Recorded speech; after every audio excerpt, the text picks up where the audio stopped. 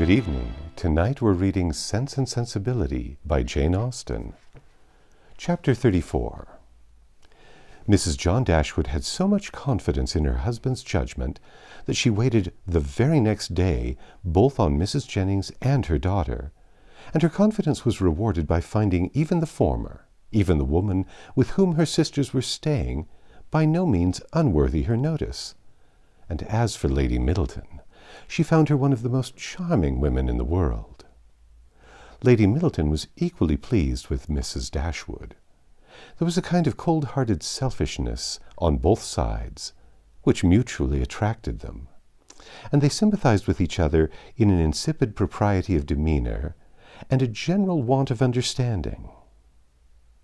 The same manners, however, which recommended Mrs. John Dashwood to the good opinion of Lady Middleton did not suit the fancy of Mrs. Jennings, and to her she appeared nothing more than a little proud-looking woman of uncordial address, who met her husband's sisters without any affection, and almost without having anything to say to them, for of the quarter of an hour bestowed on Berkeley Street, she sat at least 7 minutes and a half in silence.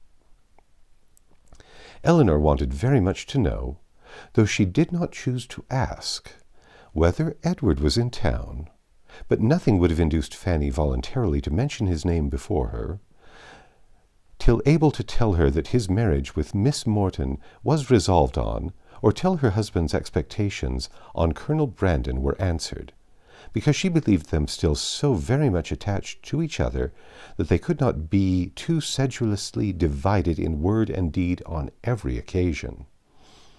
The intelligence, however, which she would not give, soon flowed from another quarter. Lucy came very shortly to claim Elinor's compassion on being unable to see Edward, though he had arrived in town with Mr. and Mrs. Dashwood. He dared not come to Bartlett's Buildings for fear of detection, and though their mutual impatience to meet was not to be told, they could do nothing at present but write. Edward assured them himself of his being in town within a very short time, by twice calling in Berkeley Street. Twice was his card found on the table, and when they returned from their morning's engagements, Elinor was pleased that he had called, and still more pleased that she had missed him. The Dashwoods were so prodigiously delighted with the Middletons that, though not much in the habit of giving anything, they determined to give them a dinner, and soon after their acquaintance began, invited them to dine in Harley Street, where they had taken a very good house for 3 months. Their sisters and Mrs. Jennings were likewise invited, and John Dashwood was careful to secure Colonel Brandon, who, always glad to be where the Miss Dashwoods were, received his eager civilities with some surprise, but much more pleasure. They were to meet Mrs. Ferrars, but Elinor could not learn whether her sons were to be of the party.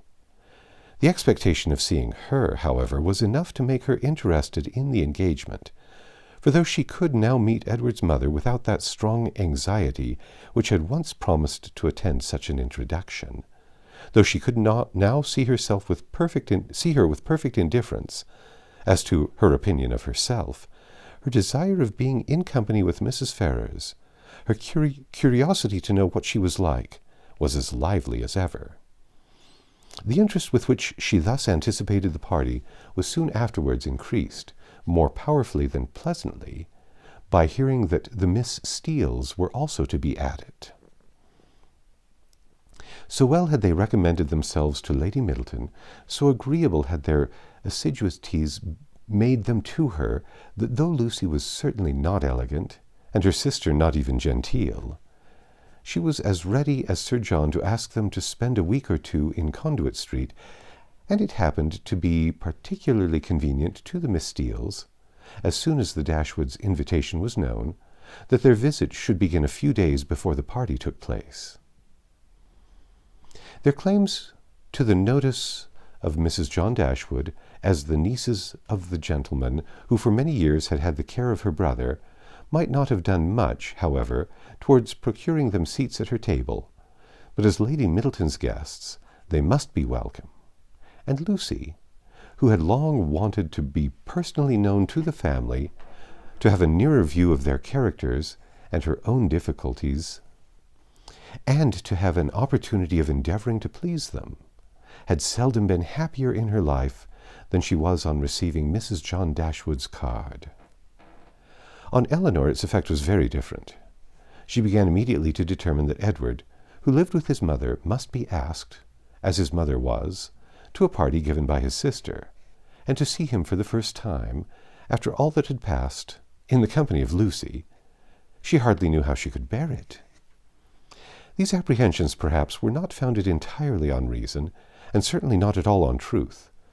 They were relieved, however, not by her own recollection, but by the goodwill of Lucy, who believed herself to be inflicting a severe disappointment when she told her that Edward certainly would not be in Harley Street on Tuesday, and even hoped to be carrying the pain still further by persuading her that he was kept away by that extreme affection for herself, which he could not conceal when they were together. The important Tuesday came that was to introduce the two young ladies to this formidable mother-in-law. "Pity me, dear Miss Dashwood," said Lucy as they walked up the stairs together, for the Middletons arrived so directly after Mrs. Jennings that they all followed the servant at the same time. "There is nobody here but you that can feel for me. I declare I can hardly stand. Good gracious, in a moment I shall see the person that all my happiness depends on, that is to be my mother." Elinor could have given her immediately relief by suggesting the possibility of its being Miss Morton's mother rather than her own, whom they were about to behold, but instead of doing that she assured her, and with great sincerity, that she did pity her, to the utter amazement of Lucy, who, though really uncomfortable herself, hoped at least to be an object of irrepressible envy to Elinor. Mrs. Ferrars was a little thin woman, upright even to formality in her figure, and serious even to sourness in her aspect. Her complexion was sallow, and her features small, without beauty, and naturally without expression, but a lucky contraction of the brow had rescued her countenance from the disgrace of insipidity, by giving it the strong characters of pride and ill nature. She was not a woman of many words, for unlike people in general, she proportioned them to the number of her ideas, and of the few syllables that did escape her, not one fell to the share of Miss Dashwood, whom she eyed with the spirited determination of disliking her at all events. Elinor could not now be made unhappy by this behavior. A few months ago it would have hurt her exceedingly, but it was not in Mrs. Ferrars's power to distress her by it now. And the difference of her manners to the Miss Steeles, a difference which seemed purposely made to humble her more, only amused her. She could not but smile to see the graciousness of both mother and daughter toward the very person, for Lucy was particularly distinguished, whom of all others, had they known as much as she did, they would have been most anxious to mortify, while she herself, who had comparatively no power to wound them, sat pointedly slighted by both. But while she smiled at a graciousness so misapplied, she could not reflect on the mean-spirited folly from which it sprung, nor observe the studied attentions with which the Miss Steeles courted its continuance, without thoroughly despising them all four. Lucy was all exultation on being so honorably distinguished, and Miss Steele wanted only to be teased about Dr. Davies to be perfectly happy. The dinner was a grand one. The servants were numerous, and everything bespoke the mistress's inclination for show, and the master's ability to support it. In spite of the improvements and additions which were making to the Norland estate, and in spite of its owner having once been within some £1,000 of being obliged to sell out at a loss, nothing gave any symptom of that indigence which he had tried to infer from it. No poverty of any kind except of conversation appeared, but there the deficiency was considerable. John Dashwood had not much to say for himself that was worth hearing, and his wife had still less. But there was no peculiar disgrace in this, for it was very much the case with the chief of their visitors, who almost all labored under one or other of these disqualifications for being agreeable: want of sense, either natural or improved; want of elegance; want of spirits; or want of temper. When the ladies withdrew to the drawing-room after dinner, this poverty was particularly evident, for the gentlemen had supplied the discourse with some variety. The variety of politics, enclosing land and breaking horses. But then it was all over, and one subject only engaged the ladies till coffee came in, which was the comparative heights of Harry Dashwood and Lady Middleton's second son William, who were nearly of the same age. Had both the children been there, the affair might have been determined too easily by measuring them at once. But as Harry only was present, it was all conjectural assertion on both sides, and everybody had a right to be equally positive in their opinion, and to repeat it over and over again as often as they liked. The party stood thus.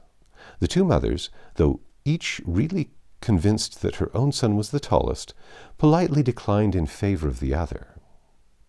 The two grandmothers, with not less partiality but more sincerity, were equally earnest in support of their own descendant. Lucy, who was hardly less anxious to please one parent than the other, thought the boys were both remarkably tall for their age, and could not conceive that there could be the smallest difference in the world between them. And Miss Steele, with yet greater address, gave it as fast as she could in favor of each. Elinor, having once delivered her opinion on William's side, by which she offended Mrs. Ferrars and Fanny still more, did not see the necessity of enforcing it by any further assertion, and Marianne, when called on for hers, offended them all by declaring she had no opinion to give, as she had never thought about it.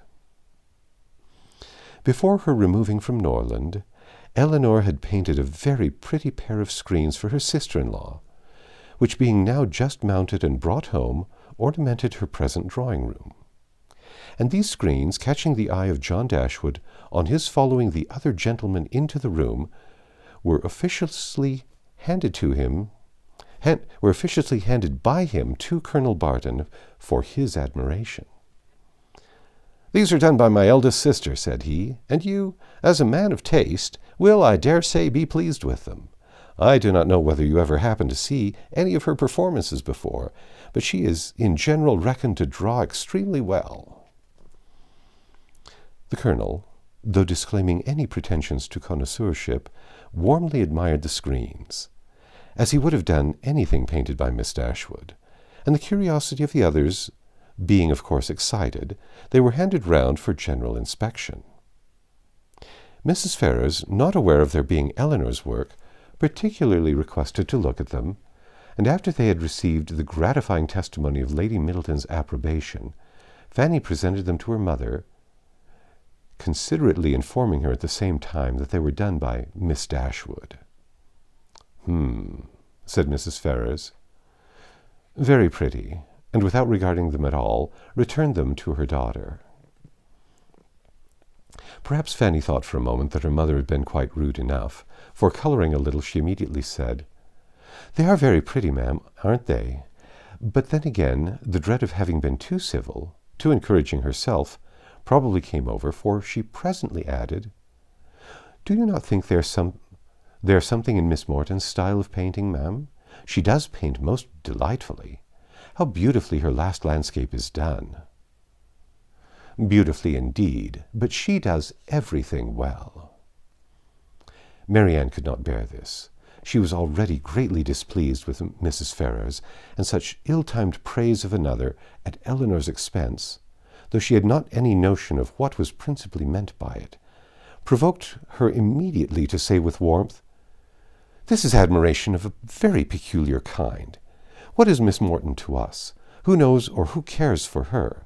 It is Elinor of whom we think and speak." And so saying, she took the screens out of her sister-in-law's hands to admire them herself, as they ought to be admired. Mrs. Ferrars looked exceedingly angry, and drawing herself up more stiffly than ever, pronounced in retort this bitter Philippic.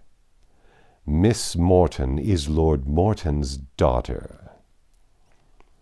Fanny looked very angry too, and her husband was all in a fright at his sister's audacity. Elinor was much more hurt by Marianne's warmth than she had been by what produced it.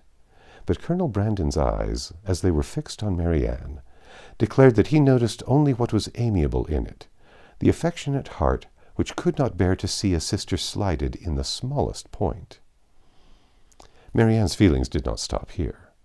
The cold insolence of Mrs. Ferrars's general behavior to her sister seemed to her to foretell such difficulties and distresses to Elinor as her own wounded heart taught her to think of with horror, and urged by a strong impulse of affectionate sensibility, she moved after a moment to her sister's chair, and putting one arm around her neck and one cheek close to her, said in a low but eager voice, "Dear, dear Elinor, don't mind them. Don't let them make you unhappy." She could say no more. Her spirits were quite overcome, and hiding her face on Elinor's shoulder, she burst into tears. Everybody's attention was called, and almost everybody was concerned. Colonel Brandon rose up and went to them without knowing what he did. Mrs. Jennings, with a very intelligent, "Ah, poor dear," immediately gave her salts. And Sir John felt so desperately enraged against the author of this nervous distress that he instantly changed his seat to one close by Lucy Steele, and gave her in a whisper a brief account of the whole shocking affair. In a few minutes, however, Marianne was recovered enough to put an end to the bustle and sit down among the rest, though her spirits retained the impression of what had passed the whole evening. "Poor Marianne," said her brother to Colonel Brandon in a low voice, as soon as he could secure his attention. "She has not such good health as her sister. She is very nervous. She has not Elinor's constitution, and one must allow that there is something very trying to a young woman who has been a beauty, in the loss of her personal attractions. You would not think it, perhaps, but Marianne was remarkably handsome a few months ago, quite as handsome as Elinor. Now you see it is all gone." That's the end of Chapter 34.